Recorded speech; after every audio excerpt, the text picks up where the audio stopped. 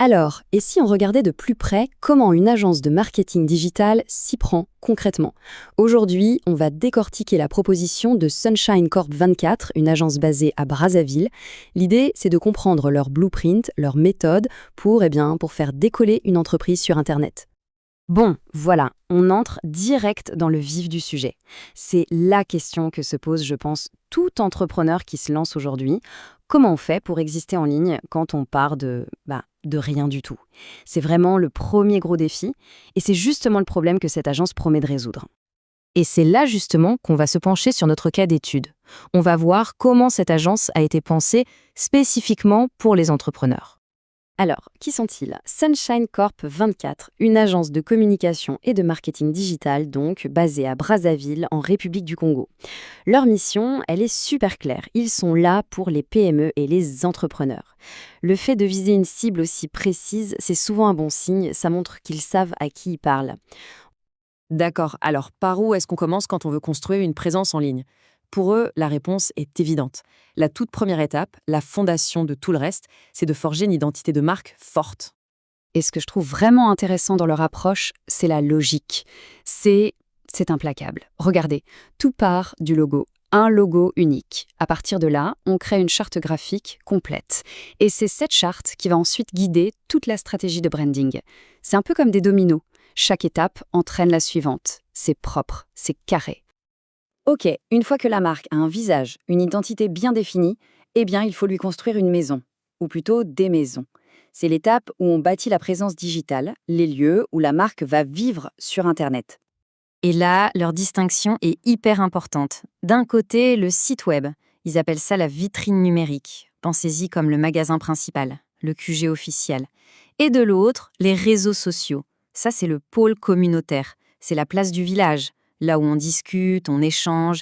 C'est vraiment deux rôles différents, mais complémentaires. Et quand ils parlent de créer un site web, ils insistent sur 3 points qui, en fait, sont cruciaux. D'abord, un design moderne, bah oui, pour donner envie. Ensuite, des fonctionnalités avancées, pour que ça marche bien, que ce soit utile. Et enfin, et c'est peut-être le plus important, une expérience utilisateur au top, pour que les gens restent et reviennent. Bon, on a l'identité, on a les plateformes, on a la voiture en quelque sorte, mais maintenant, il faut le carburant, et surtout le GPS. Avoir un site et des réseaux, c'est une chose. Mais sans une vraie stratégie pour attirer du monde, ça ne sert pas à grand-chose. C'est là qu'on passe à la maîtrise de la stratégie digitale.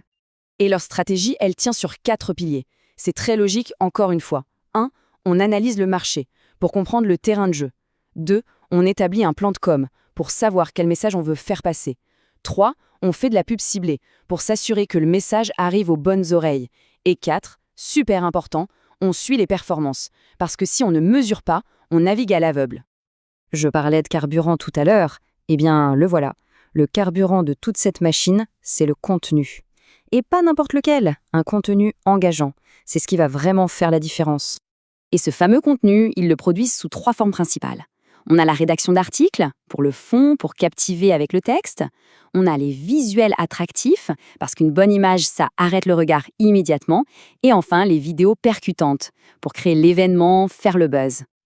Alors, tout ça, c'est la promesse, la théorie. Ça a l'air bien ficelé, non? Mais la vraie question, c'est, est-ce que ça fonctionne dans la vraie vie? Pour ça, la meilleure preuve, ce sont les résultats.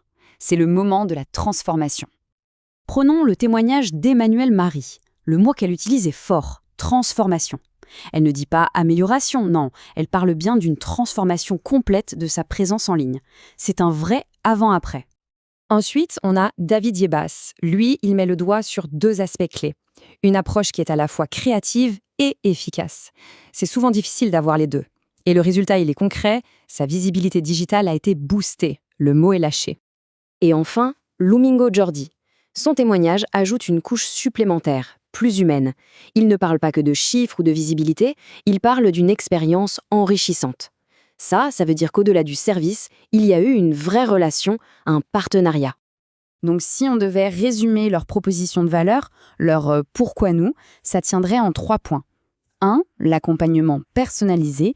2. Une expertise locale, ils connaissent le terrain. Et 3. Des résultats probants, c'est-à-dire qui se voient. Et tout ça, ça nous amène à une dernière question, une question de fond.